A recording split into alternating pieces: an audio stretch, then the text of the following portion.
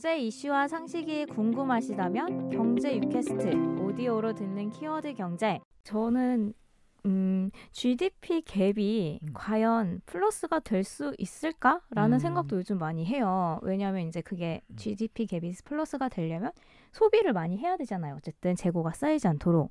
근데 점점 더 소비를 안 하는 그런 사회로 좀 가고 있는 것 같아가지고 이게 과연 이렇게 회복이 될 수 있을까라는 또 우려도 많이 되더라고요. 아직 희망은 있는데. 네, 희망이 맞아요. 있나요? 네. 이 기자님 말씀에 부분 동의하는 거죠. 네네. 근데 그렇게 되면 구조화돼 버리는 거죠. 이제 그러면 세계 경제가 이제 저는 전간기처럼 네. 그 세계 1차 대전과 2차 대전 사이에 그 교역이 끊임없이 줄어들고 네네.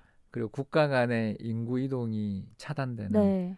블록화되면 자기들끼리 잘 먹고 잘 사는 그런 세계가 출현할 때 그렇게 되거든요.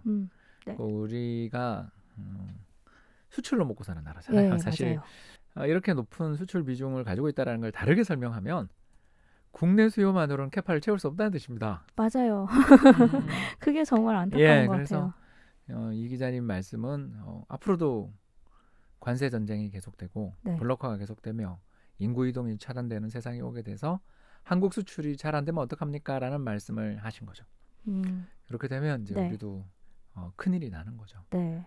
이게 우리 경제에 있어서 워스트 시나리오입니다. 그게. 아. 그러니까 우리는 굉장히 역동성이 강하고 네. 잘해온 나라인데 우리 경제가 어려움에 처하는 시기들의 공통점이 다 세계적인 불황일 그렇죠. 때예요. 네. 우리가 뭘 못해서 불황이 터지는 게 아니라 잘 대부분 네. 보면 세계적 불황이 터질 때 한국이 이제 그때 고생을 하는데 외환위기 때는 좀 정부 대응이 잘못된 면이 있어서 망한 거죠. 그쵸. 망했죠, 뭐 망한 거죠. 네, 그리고 2008년이나 또는 2020년 위기는 외부 충격이 굉장히 크게 왔지만 그래도 우리 정부가 그때에 비해서는 준비를 잘해 와서 잘하고 있는 건데 문제는 이제 이런 거는 충격에 대한 대응인데 네. 이 기자님 말씀하신 건 구조의 변화거든요. 네. 서플라이 체인을 공급 사슬 많이 그러잖아.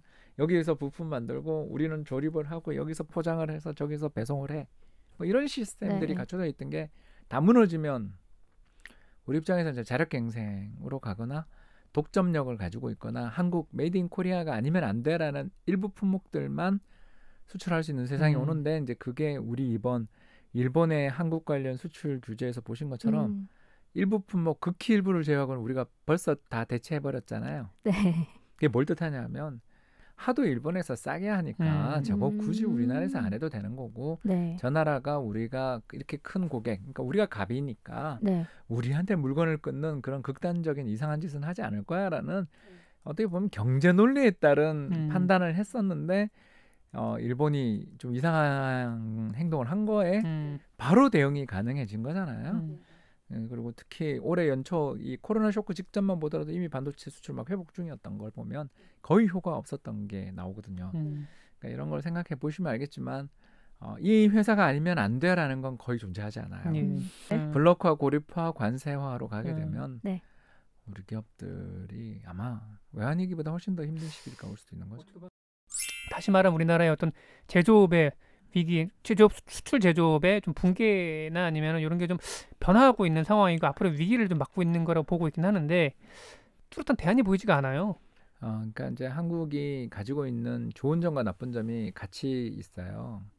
바로 뭐냐면 경제 규모에 비해 굉장히 큰 생산 캐파를 갖고 있다라는 게 한국 경제의 강점이자 약점이에요. 그렇죠. 우리 조선 회사들 생각해 보세요. 네. 그 거대한 도크. 우리 저기 울산에 한번 가보시거나 거제도 한번 가보면 세상에 저렇게 큰 배를 저렇게 많이 만들고 도크도 신속하게 또 만들어낼 수도 있는 그 캐파도 조절이 또 잘하시잖아요. 이런 것들을 보고 있으면 야 저거 수출 물량을 누군가 원하지 않으면 저건 다 우리 통영이나 거기 있던 조선소들 어떻게 되는지 우리 다 봤잖아요. 목포라든가. 그 캐파라는 게 양날의 칼인 거죠. 거대한 캐파를 가지고 있다라는 건 굉장히 우리 경쟁력을 세계 제조업 4대 강국이잖아요. 한국이. 네. 특허 기준으로 그 정도 됩니다. 그러니까 엄청난 강국이고요. 또 더 나가서 블룸버그에서 지정하는 글로벌 혁신 국가에서 6년 연속 1등이거든요. 한국이. 네. 그러니까 굉장히 잘해요. 캐파를 늘리는데 선수예요. 너무 잘난 것 같아요. 네. 근데 이제 반대편에 내수 시장이 상대적으로 너무나 작기 때문에 네. 수출에서 하나만 문제가 생겨도 우리는 충격을 받는 몇몇 핵심 부품 장비 회사들이 있거든요. 네. 예, 그 회사들의 최고 갑이 한국 삼성전자랑 SK 하이닉스겠지만 거꾸로 이야기하면 거기서 우리한테 물건 안 주면 우리도 죽어요. 그렇죠. 예, 그러니까 그만큼 밀접해요. 이게 서로가 서로를 믿는. 네. 왜냐하면 이 B2B 시장이거든요. 여기는. 그래서 오랫동안 거래했고 상대의 기술을 잘 알고 거기에 맞춰 개발을 해오고 양산에 들어가는 되게 협력 시스템, 협업이고 윈윈 게임을 해오던 관계였는데 네. 그런 게 만약에 무너진다 그러면 이건 뭐 일본이 이제 지금 이번에 한 거고요. 네. 이제 만약 캐논을 비롯한 그쪽 장비들까지 만약 하게 된다면 이제 정말 경제 전쟁이죠. 그게 진짜. 한국도 못하는 건 아니에요. 근데 오래 걸릴 거예요. 그거는 그렇죠. 상대적으로 더. 만에 하나 그 세계가 블록으로 가고 무역을 안 하는 세상으로 가게 된다면 전 세계 GDP가 동반 10에서 20% 이상 박살날 거예요. 저는 그렇게 생각합니다. 끔찍한 충격이 생길 겁니다. 그러나 그 충격은요. 우리나 중국 같은 수출 국가들이 훨씬 클 거고요. 미국이나 유럽 같은 거대 국가 그리고 일종의 자급자족이 어느 부분에서는 좀 가능한 국가들이 상대적으로 성장률 둔화폭이 훨씬 적을 겁니다. 1807년입니다. 1807년에 미국이 영국으로 독립한 지 40년밖에 안 된 신생 독립군 미국이 해군이 굉장히 약했습니다. 왜냐하면 서부 개척하기도 바빠가지고 해군이 없었어요. 그런 상황에서 영국이 프랑스 상선을 납포하면서 프랑스하고 전쟁 중이니까 나폴레옹이 보낸 함대 이런 걸 납포하는 과정에서 미국 상선을 전부 정선시켜서 바다에서 납포하거나 물건을 뺏거나 심지어 사람을 구금하거나 아니면 데리고 가서 자신의 선원으로 쓰는 일들을 벌인 겁니다. 그래서 이제 미국 정부 제퍼슨 대통령 시절입니다. 항의했죠. 이게 뭐한 짓입니까? 당장 풀어주세요. 그랬더니 걔네 프랑스 가는 길이라고 자백했어. 너 몰랐니? 뭐 이렇게 나온 거예요.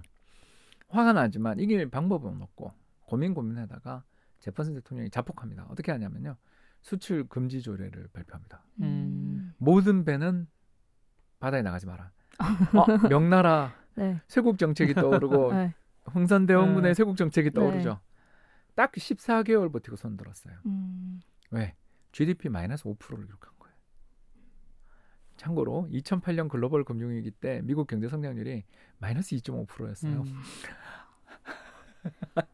막 독립한 나라가 더군다나 경제에서 차지하는 수출 비중이 10%도 안 되는 나라가 왜냐하면 범선으로 하기 때문에 물류 비용이 너무 비싸서 별로 그렇게 경제에서 지금 미국은 전체 그 GDP에서 수입 비중이 10%가 안 돼요.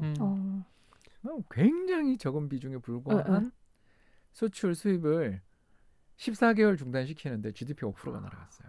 그러면 자 앞으로 관세를 엄청 부과하고 우리끼리 사겠다 그러면 아까 제가 그런 것처럼 세계 GDP가 20% 10%는 쉽게 날아갈 거다라는 걸 금방 이해하시겠죠. 그만큼 우리는 밀접하게 연관을 맺고 살고 있는 중인데 전면 중단까지 가는 그런 자해 공갈 그러니까 스스로를 해치는 행위는 하지 않겠지만 옛날처럼 강력한 수출의 증가와 물동량의 증가를 기대하기는 어렵지 않냐 정도로 그렇게 보는 거죠. 네. 세계에 대해서 다시 얘기를 해보려고 하는데요. 그 디플레이션이 왔을 때 우리는 어떻게 투자적으로 대처를 해야 되는지 분산하라. 네. 그러니까 왜 그러냐면 이제 그런 일은 없어야 되는데 디플레가 장기화 고착화돼 버리게 되면 결국 안전자산에 대한 선호, 그러니까 안전통화에 대한 선호가 엄청 높아지게 돼요. 왜 그러냐면 경제 성장이 안 돼서 디플레가 나는 거니까.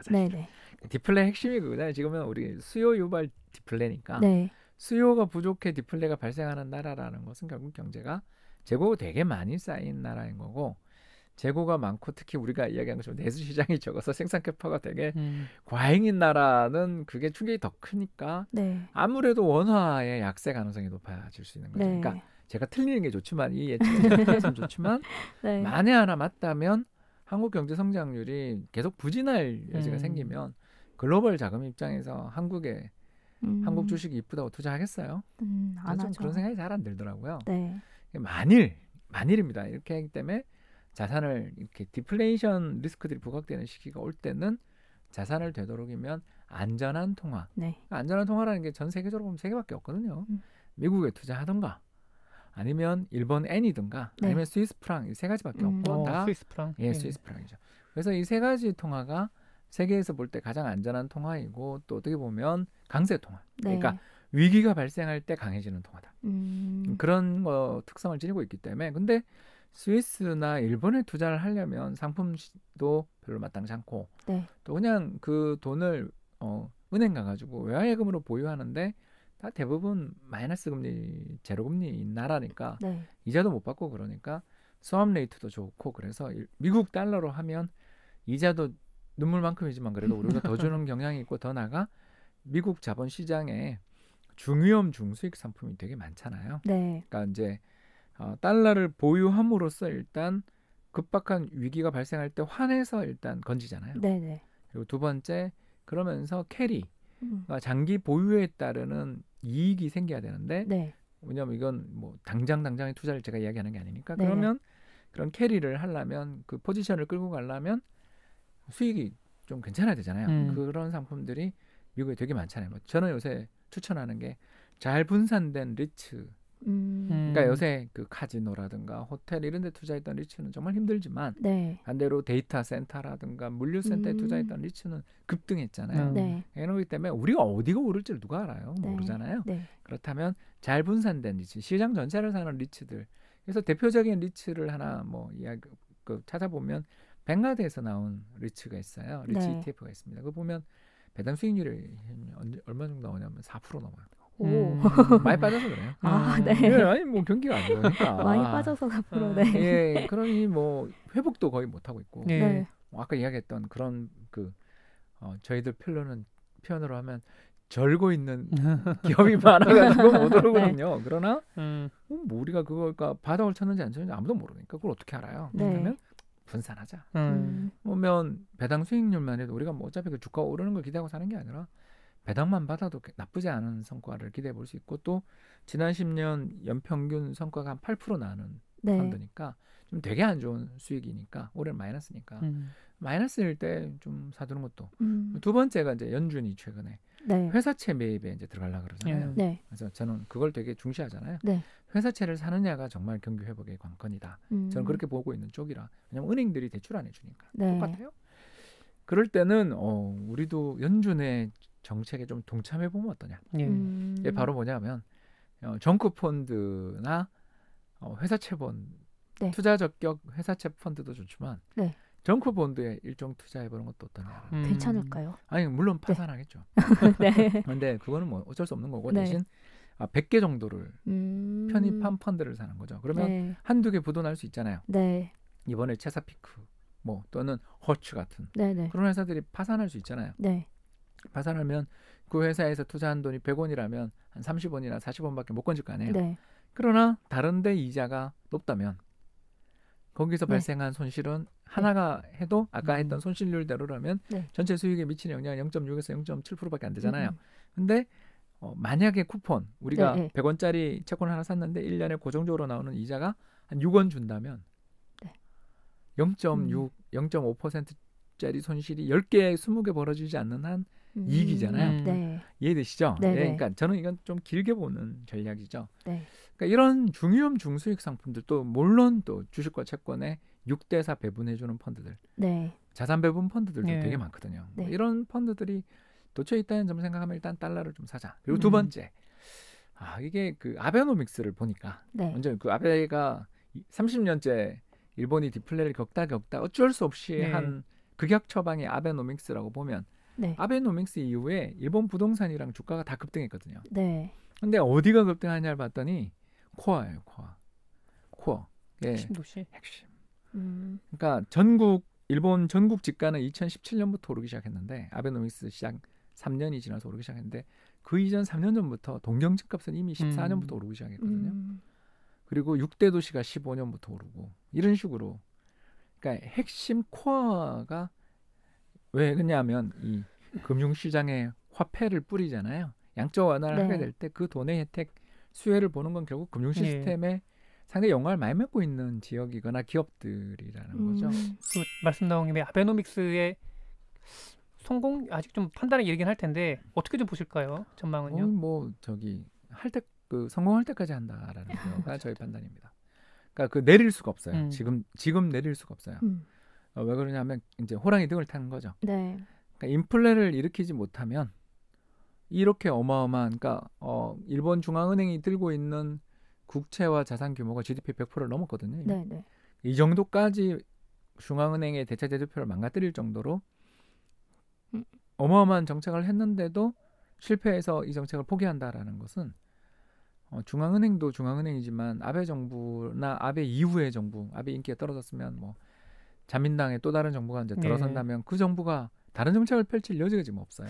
다시 말하면은 일본 국가부도까진 모르겠습니다만은 최악의 상황에 기로에 좀 지금 현재를 잘 운이 없죠. 거네요. 그러니까 일본이 2019년 4차 소비세 인상을 했잖아요. 네. 저는 정말 뭐 자해행위였다고 생각합니다.